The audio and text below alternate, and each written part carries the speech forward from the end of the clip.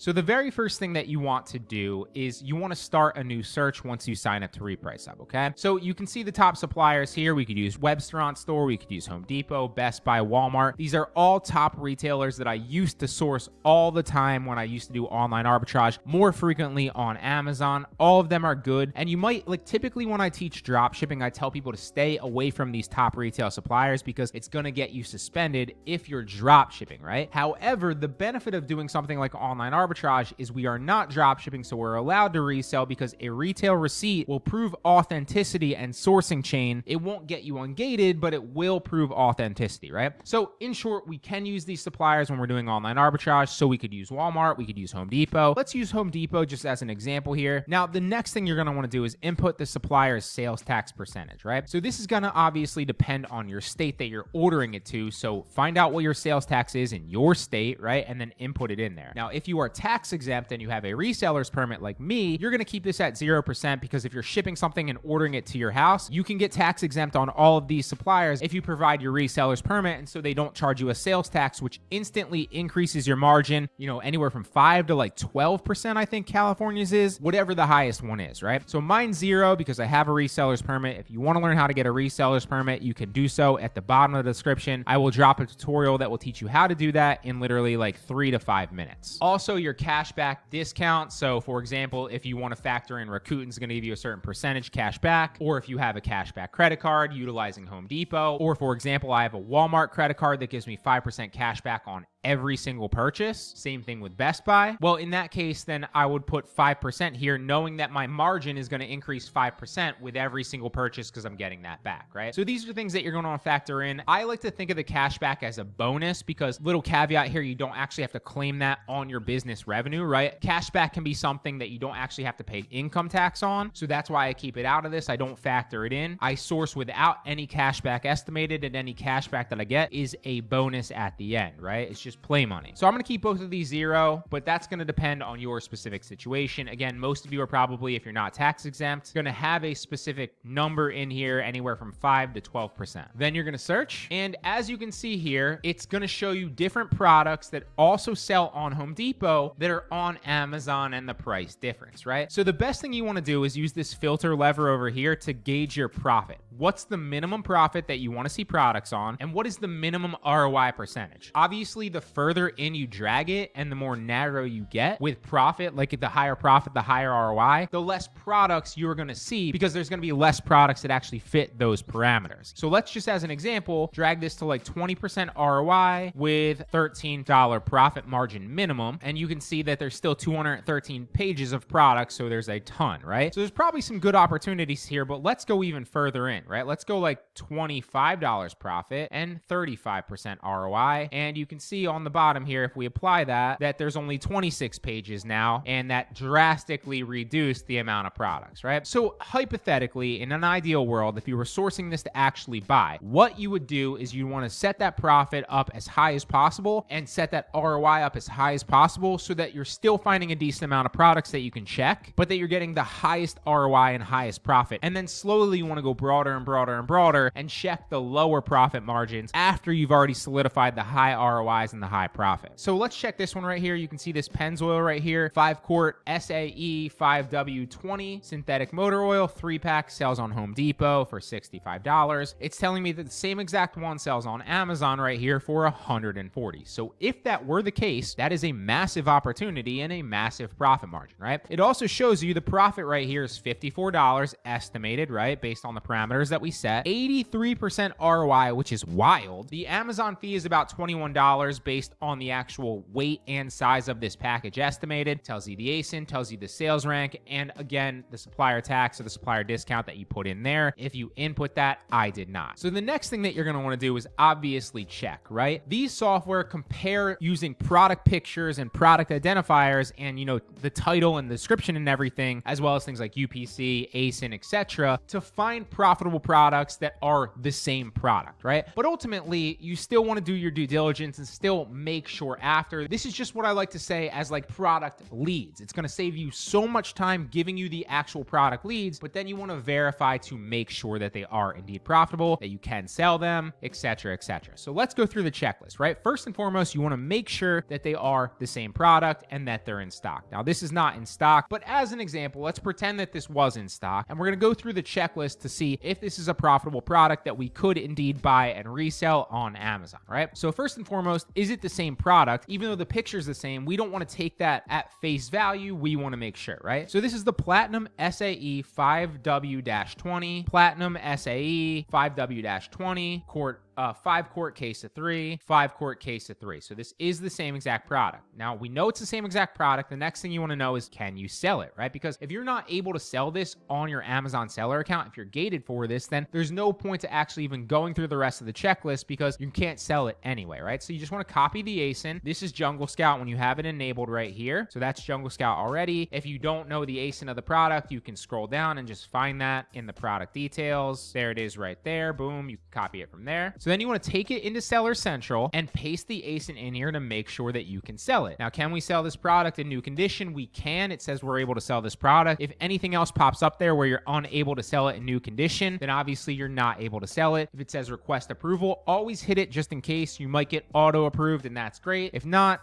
move on to the next product, right? Now that we know it's the same product, we know we're able to sell it, the next thing you want to do is monitor the sales of it, right? So Repricehub is telling us that it's highly rated and it's selling well, right? Because it's got a sales rank of 100, which is great. But what are the actual sales and what's the actual competition on this listing so we know how many to actually source from this, right? So again, you could use the free Jungle Scout estimator if you want to Google it. It's easy to find. Just Google FBA calculator, free Jungle Scout 1. It should pop up, and then you can just paste the ASIN in there as well, and it will tell you. Or what you can do is use the Jungle Scout Chrome extension. It will pop up and tell you the sales data. This one's selling about 11,000 a month and about 257 a day, right? So it's selling like hotcakes. The next thing we want to make sure is what's the competition on the listing, right? Because if it's selling 1,000 units a day, for example, but it's got, 100,000 other sellers on it, obviously it's never going to have that many. But if it has a lot of other sellers, then that's something we need to factor in as well, right? So now we're going to use the online seller add-on, this blue one right here, and see what the actual competition is on this listing and how many units they have, right? So Amazon is on this listing, which can be a red flag for some people. I don't actually avoid listings that Amazon's selling on, but what I do is I factor that into my equation, right? So typically if Amazon's on a listing, they're going to share the buy box with other sellers about 20 to 30% of the time. So always keep that in mind. But for a rule of thumb for most beginners, they typically like to avoid buy boxes where Amazon is actually on the listing. So you can make the judgment for yourself. Again, just take it and assume that whatever the sales data is, only 30% of that is shareable if Amazon is on the listing, right? So if this were 1,000 units a month, well, 30% of that roughly is 300 sales. So you can estimate 300 sales a month instead of 1,000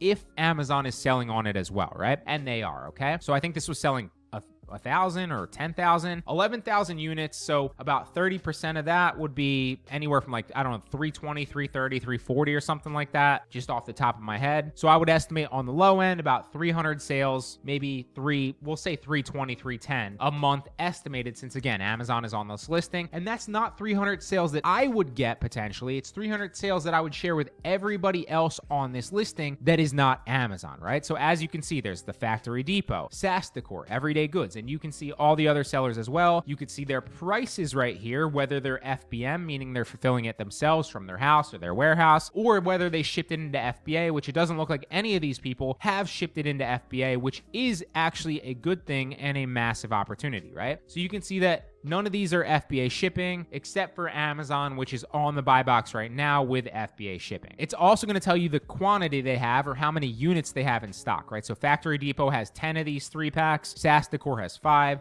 And so this is all the data that you can utilize to factor in your decision to see if I can estimate, if I buy this product, is it profitable? Can I sell it? How many sales can I basically estimate that I would have based on how many sales Jungle Scout is telling me it's having, or whatever product research software you're going to use to tell you the sales data, and based on the competition on the listing that online seller add-on's telling me on how many sales it's getting versus competition that I'm expecting to compete with for the buy box, right? So this would be a good product if it were in stock on the supplier, which it's not. So let's move on to another product. Let's check this Magic Chef refrigerator. This is on Home Depot, and again, that's out of stock. Now, another thing that you could do is you could set the Amazon settings or your supplier settings as well. So an easy way to filter out of stock items would be to put a minimum price of 1, because typically speaking on most suppliers, if it has a price on it, it's not going to be out of stock. It would just say out of stock if it didn't have a price. That's not the case for every supplier, but that is the case for most of them. Again, you could also set Amazon settings, or you could hide every single listing that Amazon is on if you wanted to do that and then apply it, right? You could also add search terms in here if you're looking for a specific search term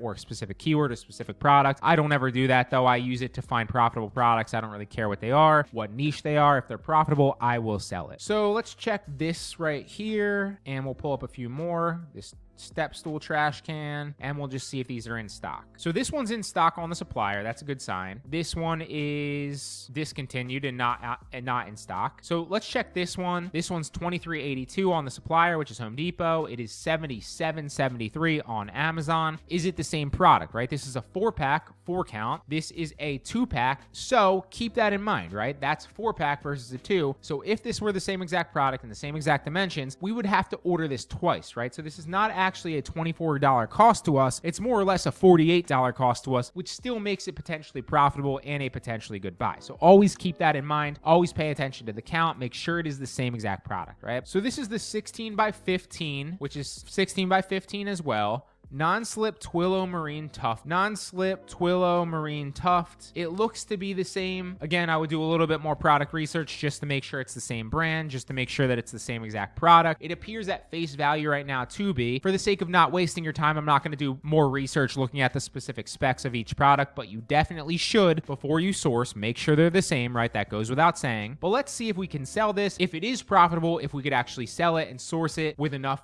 competition on the listing. So again, the first thing that we're going to do is check to see if we can sell this. Copy the ASIN. We're going to paste the ASIN in here. And are we able to sell this? No, we're not able to sell it in new condition. So let's apply to sell it and see if we get auto ungated. Boom, we are auto ungated for this now. Now, that's going to depend on how your sales history is, whether you have a lot of sales on Amazon already, how long your account is, right? If you're brand new, you won't get auto ungated for a lot. But as you sell more and more and your sales volume goes up, Amazon starts to trust you more, you will get auto ungated for a lot more brands like I just did. So now if we refresh this page and now we go back to sell new, I can now sell this product, okay? So we can sell it. The next thing we want to make sure is the sales volume on the actual listing. It is selling. It's selling $725 a month, about 20 a day. What is the competition? Let's check online seller add-on. It looks like there's a total of 29 units, but only 4 sellers, and Amazon is not on this listing, so that's good. Again, all of these sellers are selling FBM. None of them are in FBA, which is a great opportunity because if we ship it into FBA, typically speaking, we can most likely match the top price and even go a little bit higher because our deliverability to the customer is a lot faster, right? The two main factors that go into who wins the buy box, which attributes about 80% to 90%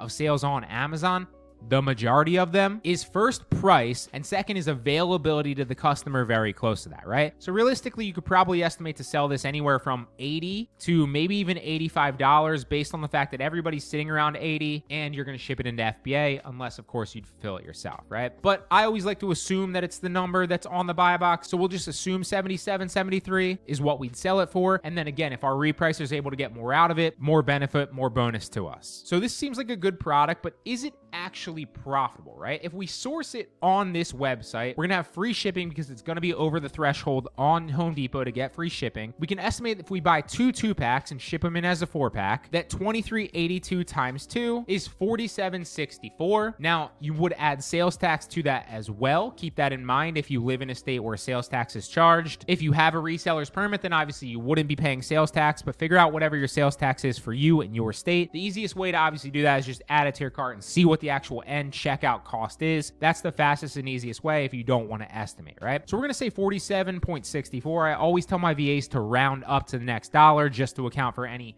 other things that we might not be accounting for. So we're going to say this is $48 to source this. We're going to take the ASIN into a revenue calculator here. We're going to use the free one in the back end of Seller Central, paste it in there. And now we're going to do Amazon fulfillment over here. So if the item price is auto-populated at $77.73, which is the buy box price right now, and we go all the way down here to the cost of goods, which again was $48, and we estimate our shipping to FBA costs, which can be anywhere from like $1 to a few dollars realistically, or even as low as a few, 10, 20 cents if you're shipping a bunch of stuff in at once. I like to estimate $1 for most items unless they're very, very big and I have to ship them in one off at a time. Then sometimes it can be $3, $4, $5 to ship a product in. But again, you're going to learn this as you go. Most will be 50 cents, $1, maybe $1.50 to $2 max, because you're going to be sending in a bunch of units at once, or at least you should be doing that to save on shipping costs. So if we ship this into FBA at $1, it costs us $48 to source this product. We would make $12.13 with an average margin of $15.61. So this is a good product that we would source and sell, right? So we found the product with Repricehub that is profitable, that we can make $12 on every single time we buy it, ship it into Amazon,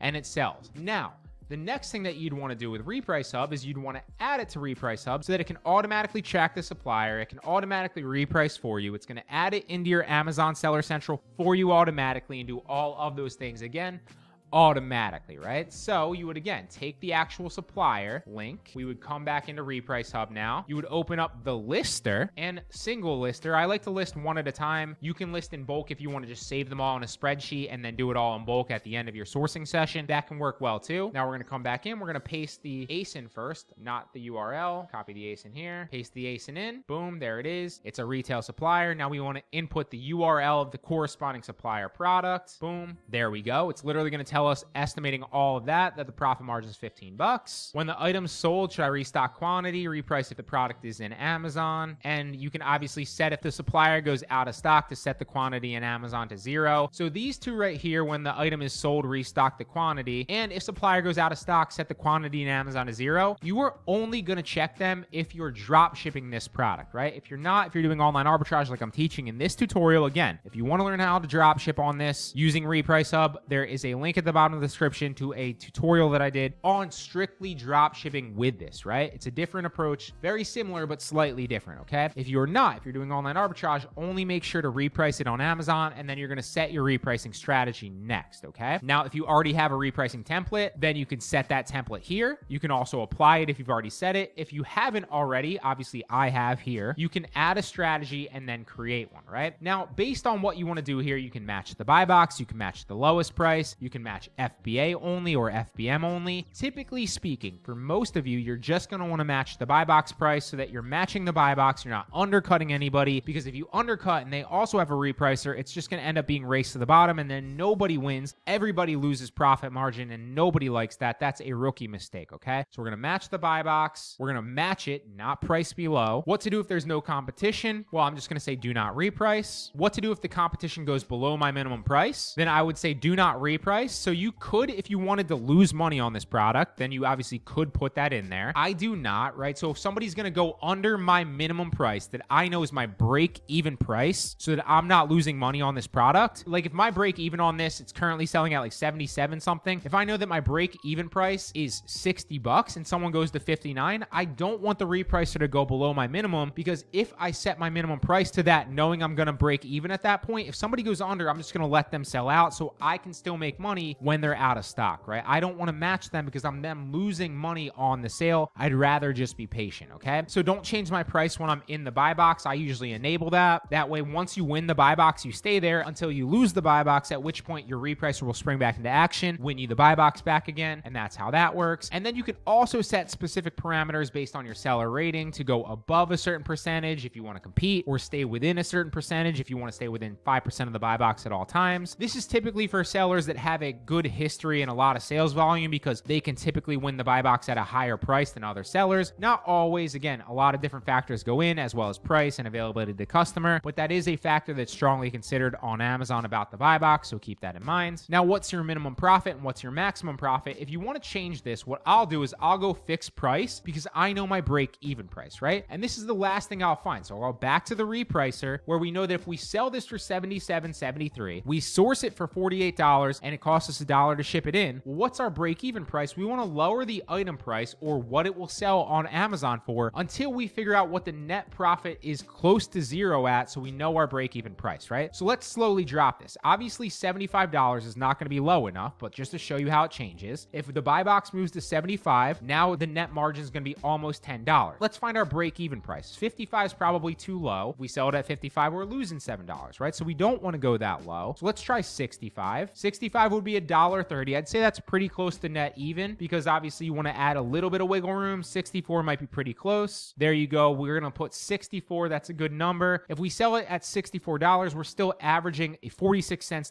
profit, which is obviously not ideal, but it's pretty much break even. So we want to know that. So the repricer, again, we're not trying to sell it at that, but we want to know that so the repricer never goes below that. If you want to even go $1 or $2 above, that's fine too. So that was 64. We'll go $1 above. We'll say $65 minimum. And then again, you would save that product. Okay. Obviously you need a name in there, which is what I forgot.